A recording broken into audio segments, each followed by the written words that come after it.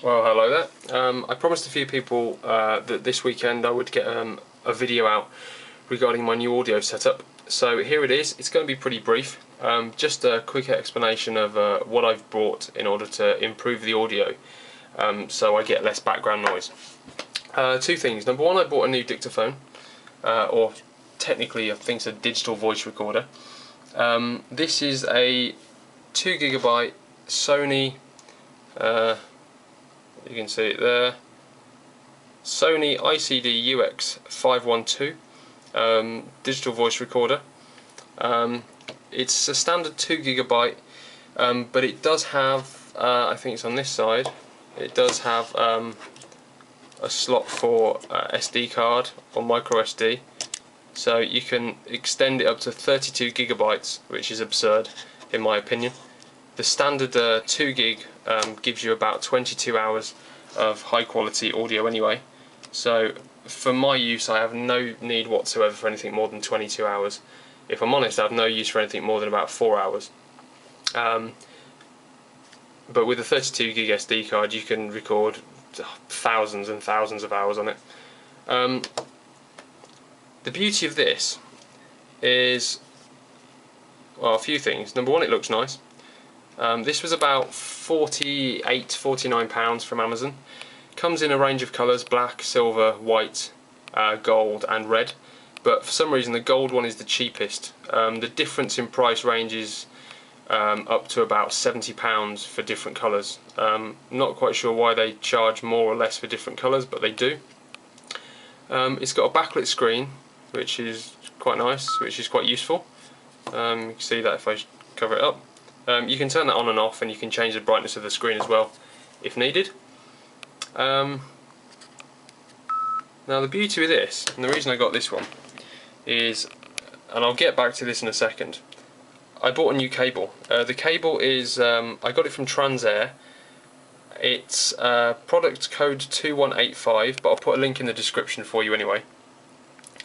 And the reason I got this is because you can plug this into here, and you can see that when I do so, if I can find, there we go, when you plug it in you get this option: select input, mic in, audio in.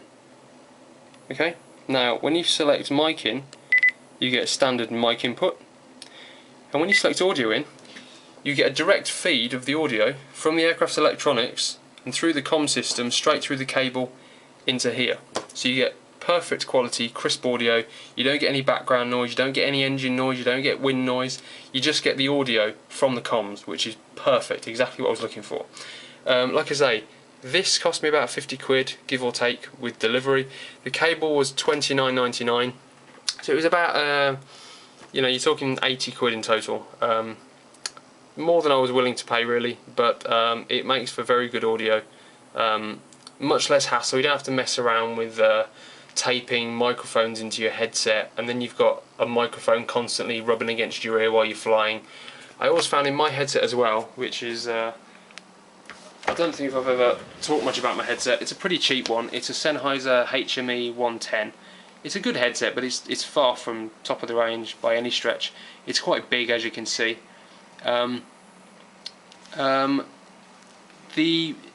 The problem with this is that when you had the mic input before, I used to tape it into my left headset, and because it doesn't have the tightest seal around the ears, where the cable went in to the side of the headset, you used to find there was a tiny gap, and that used to let in only a small amount of engine noise, but it was enough to annoy me, and it used to mess up the quality of the audio on occasion. So that's my cable. Some other beauties, or some other advantages about the voice recorder is, A, it's got plenty of battery life. Secondly, if you look at the back, it has got built-in USB. The beauty with that is you can plug it straight into your PC or laptop, no messing around with USB cables. And the other absolute gem about this is it runs off a AAA battery, but it's a Sony's own rechargeable battery, and the battery charges via USB, which is awesome. So you plug it into your computer to upload your audio, and it charges the battery as well. The battery's not got the best battery life in the world, if I'm honest. I've only owned this for about 6 weeks and I've already drained the battery once. But like I say, it's USB chargeable, so it's not remotely an issue. You don't have to keep buying new batteries. The voice recorder in its own right is very light. It's pretty discreet. It's got this nice neoprene case for it, which is pretty cool. Nice to stick in the aircraft and stick it in your pocket somewhere. Unfortunately, the planes that I fly don't tend to have pockets on the left-hand side of the aircraft, which in older aircraft that I flew, I used to be able to just slip them in a pocket down by the left-hand side when I was flying. Don't have that option in the current aircraft, so I tend to just put it in my pocket or on the floor, actually, as I've started doing. This cable's thankfully long enough you can stick it on the floor. Or as some other people on YouTube have said, what's a good idea, if you've got too many cables hanging around you, why not just put it on the passenger side? If you're not actually flying with anyone else, just plug this into the passenger side. Saves a lot of hassle with cables getting all over the place, which can be a pain in the ass depending on which aircraft you're flying. That's about it, really. So I'll put links in the description to the model of this, model of this. I've had no problems with it so far. The only problem I've had lately is with my GoPro, which for the last couple of weeks hasn't been recording properly. Something to do with needing to format the SD card, which I had no idea about. The thing would turn on but it wouldn't record. Fully charged, nothing on the SD card, but it just wouldn't record anything. Thankfully that's been sorted now.